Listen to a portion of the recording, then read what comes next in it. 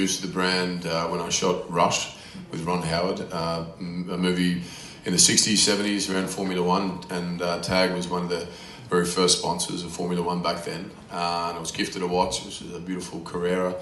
And then it's, since then, and the people I met within the company, the travel I was able to do, we went to the Indianapolis 500, went to the Monaco Grand Prix, I'm going to go to Singapore soon, and been to Hong Kong, and so there's a very adventurous spirit within the brand and the collaboration with everybody, and it's been wonderful.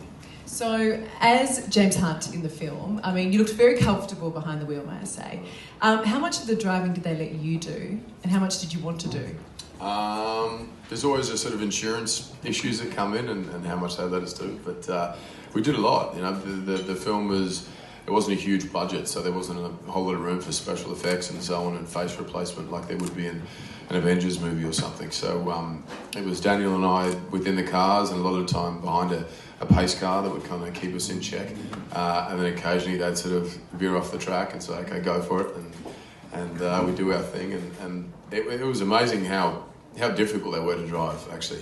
That the different sort of power than any car I've ever been in, and the sort of the clutch accelerator transition and so on, and gear changing was it's because there were replicas of Formula 3 cars initially, so not as smooth as what we drive nowadays, but pretty fantastic job to be a part of. It was, most days was fast-paced shooting, but also within the action and the driving. So how fast did you go? I don't know. I was looking that way, not down at the dial. So obviously we're here to launch the new Autavia collection. Do you have a favourite timepiece, and can I ask why? I love the Carrera that I was given years ago was fantastic, but I've got to say the Autavia that I've just been given is pretty lovely. It's a blue face dial on it, but it's got a good adventurous outdoors quality to it that sort of suits my lifestyle. Well, that's the thing. I mean, Autavia is all about those who seek adventure. You love the outdoors, you love exercise, you love surfing. I mean, how well does it fit with your lifestyle? It does. It's holding up with the abuse that I give it. Most of the watches have.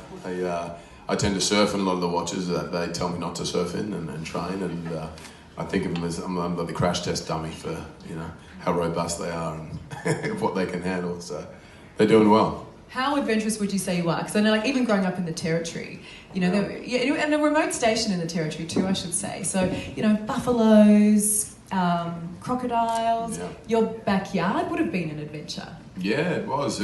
I was 4 or 5. We went up there first time, 2 different occasions, and lived in a remote Indigenous community about 4.5 hours southeast of Catherine.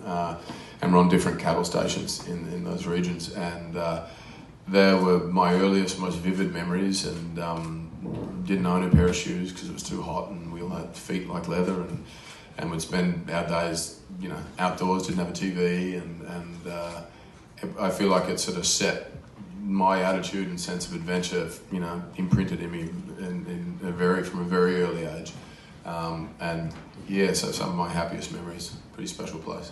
And here you are today. I mean, is this a career highlight, obviously, at Catalina, with all of us here today. It is, yeah. You got to head to the headquarters in Switzerland last year, I believe. Can you tell me what that was like? That was great, yeah. I was blown away by how detailed and the precision that was involved in making the watches, but from an individual, not from machines. I thought they'd be sort of pumped out of a factory, and to see it from step one right through to the finished product.